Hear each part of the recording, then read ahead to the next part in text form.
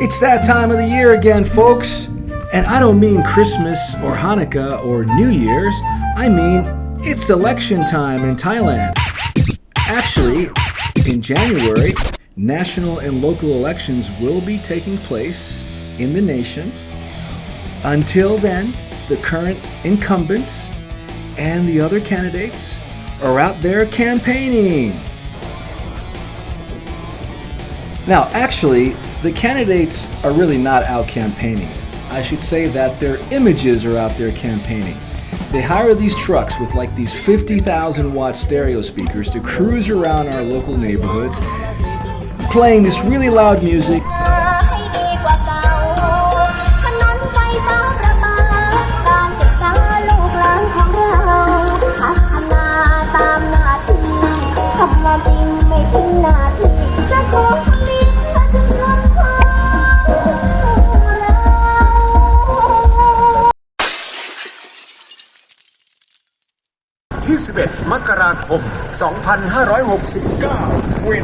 And reminding voters which levers to select on election day.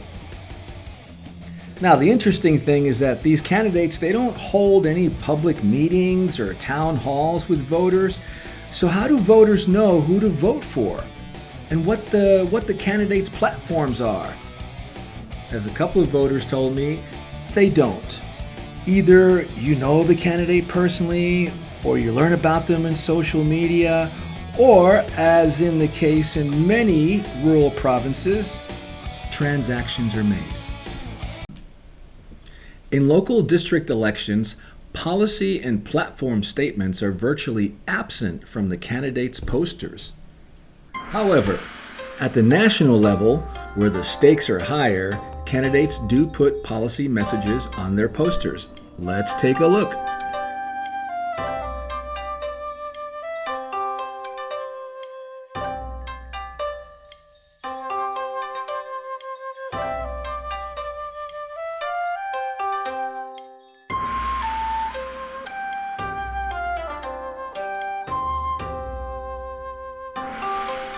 After a while, I realized these really weren't any policy statements, but rather just kind of generic comments from the Thai media. However, I did find some posters with policy statements from some previous elections. Let's check them out.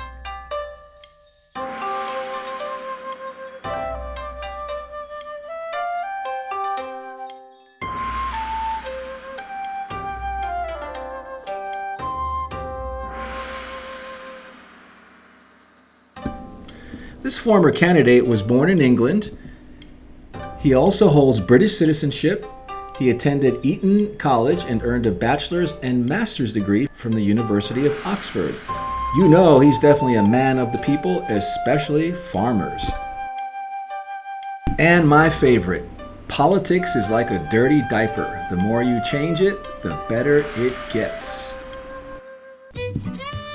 Regardless of how voters get to know their candidates, as a resident of this area and this community, I have seen some improvements in public works, so let's take a look at them and see what's actually been done.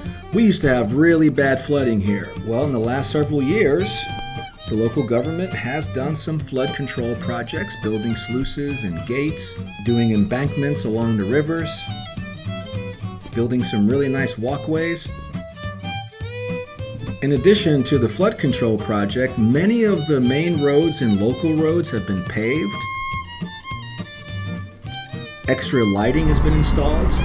We used to have a 2-lane main road. Now we've got 4 lanes, 2 lanes in each direction.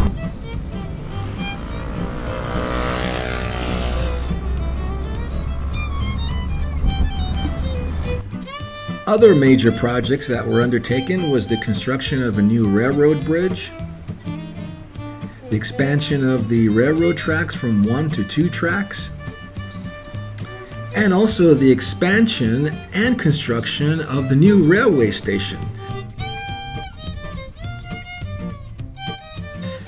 Oddly enough, it's still not being used even though construction was finished over a year ago.